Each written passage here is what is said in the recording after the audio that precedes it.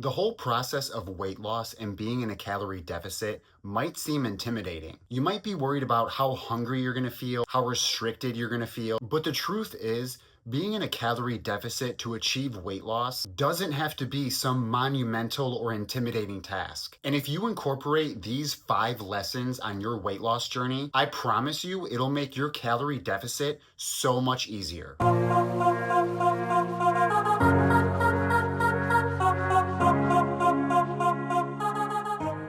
What's going on, guys? Welcome back to the channel and welcome to today's video. This video is all about how to make a calorie deficit a little bit easier. There will be times where we will feel a little bit more hungry. That's completely normal on a weight loss journey, but losing weight doesn't require starving, over restriction. So let's get into things that can make a calorie deficit and achieving your weight loss goals a little bit more easy. Starting off with lesson number 1 is getting rid of trigger foods. This doesn't necessarily mean all of your favorite foods. This is just specifically talking about certain foods that you feel like you just cannot control yourself around. You feel like you constantly have to rely on willpower and discipline just to try to avoid them. So what you want to do is remove these foods from your environment. Make them less accessible. Out of sight, out of mind. And this isn't a forever thing. This is just for now, while we're sort of going through this period of adjusting our eating habits, being used to being in a deficit. We want to set ourselves up for success. That way you won't be tempted and you won't have to constantly be trying to use willpower and discipline to avoid them.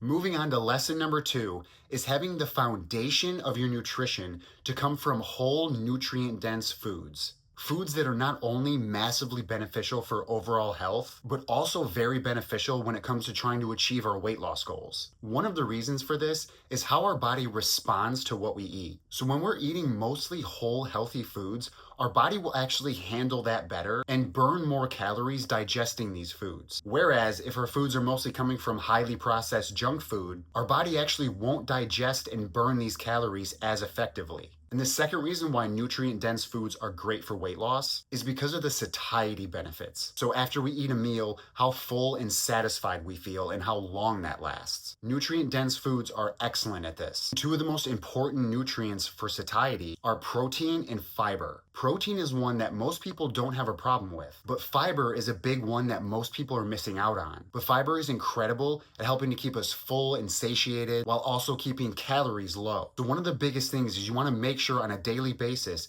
you're hitting your protein and fiber goal. Protein, you want to be anywhere in that 0.7 to 0.9 grams per pound a day. And fiber, you want to try to get anywhere from at least 25 to 40 grams per day. Ideally coming from a variety of sources like fruits, vegetables, whole grains, beans, lentils. These are all great sources of healthy, natural fiber. And another thing about fiber is that it actually helps to naturally release our GLP-1 hormones. GLP-1s are huge right now for weight loss, but what a lot of people don't know is that eating certain foods can actually help to release that natural GLP-1. Of course, it's not as much as the medicines do, but it is enough to be effective. So because of this, when you eat enough fiber, it'll help to control your cravings, which is super important during a weight loss journey, because as we're eating less and we're getting a little bit more hungry, our cravings tend to kick in more. So eating enough fiber can help prevent your cravings from going out of whack. Then another thing about whole nutrient-dense foods is that they pack in a lot of volume for very little calories. So for example, if you take foods like strawberries, watermelon, or leafy greens, there's only about 150 calories or less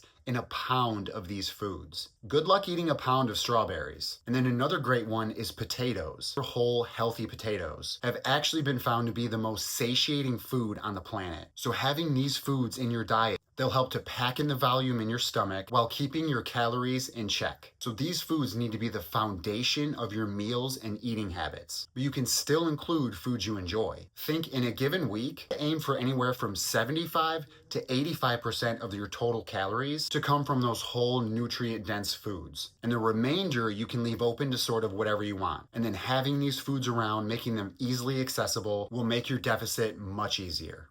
Lesson number 3 is finding balance over restriction. One big mistake people make when trying to lose weight is thinking that they have to be super restrictive, that they have to be on this regimented diet. And this is when these concepts of sort of eating clean and cheat days come in, which, by the way, cheat days are total BS. Because again, having this sort of regimented, restrictive mindset, overall what it does is it starts to create an unhealthy relationship with food. It frames foods as sort of good or bad, sort of gives you the idea that if you eat this certain food at this certain time, that's somehow a bad thing and you're going to lose progress. And this type of approach to nutrition tends to lead to things like eating disorders and binge eating, and much higher food noise. Constantly thinking about food all the time. What's the next meal you're gonna eat? How delicious is it gonna be? I struggled with this for years. So instead, what you wanna do is learn how to find balance. And this sort of goes back to the last tip of having that foundation of whole nutrient-dense foods, making sure you're hitting your numbers every day, hitting your protein, hitting your fiber, and then as long as your calories overall are in check, you can fit in whatever else you want. There are no good or bad foods. There's just foods that we eat most of the time and foods that we eat some of the time. Learning to have this sort of balance with food is much more sustainable. You won't be struggling as much with food noise, and it'll make sticking to your deficit much easier. Lesson number 4 is to stop drinking your calories. This is another one of the biggest mistakes people make, not realizing how many calories they're taking in through various beverages. Whether it's coffee, pop, alcohol, drinks that can pack in hundreds of calories without us even realizing it. So one of the best things you can do in this situation is switching to 0-calorie or 0-sugar drinks. These can be a weapon when it comes to weight loss. They can still satisfy that sweet craving, and they can even help provide feelings of fullness without any of the calories. And this can even work by drinking enough water. So whether it's getting enough water or a 0-calorie, 0-sugar pop, energy drink, maybe go for the 0-calorie sweetener in the coffee, and try to really watch or just avoid alcohol. And lesson number 5 is to eat in a small, manageable calorie deficit.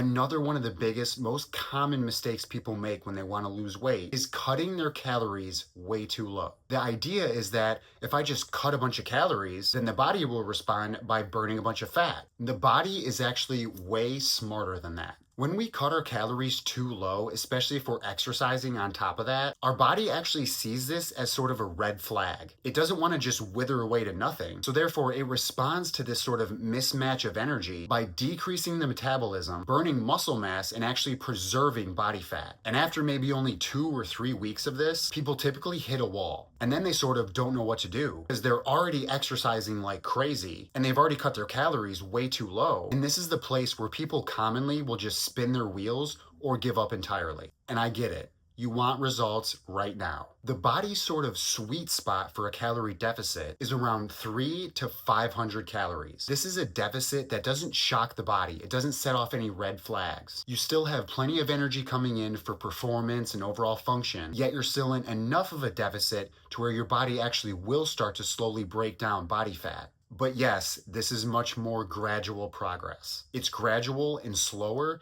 but it's much more efficient and sustainable. So again, you want to start your deficit around 300 to 500 calories. And if you don't know how many calories you need to eat, click the link below for a free calorie calculator. Then once you have an estimate of where your maintenance calories should be, that's when you'll subtract that 300 to 500 to be in that deficit. And then make sure you're tracking your calories, tracking your food, and tracking your progress. The sort of healthy, optimal rate of weight loss is around a half a pound to a pound per week. That's a pretty good range to be in, but that's what we're looking for. Steady, gradual progress. Sticking to your calorie deficit will be much easier. So there you have it, guys. My 5 lessons on how to make a calorie deficit super easy. Thank you for watching. If you enjoyed, please like and subscribe for more of my fitness content. And if you're looking to achieve your fitness goals and you want a customized, personalized plan with accountability, click the link in the description to check out my online coaching page. And with that, I will see you guys in the next video.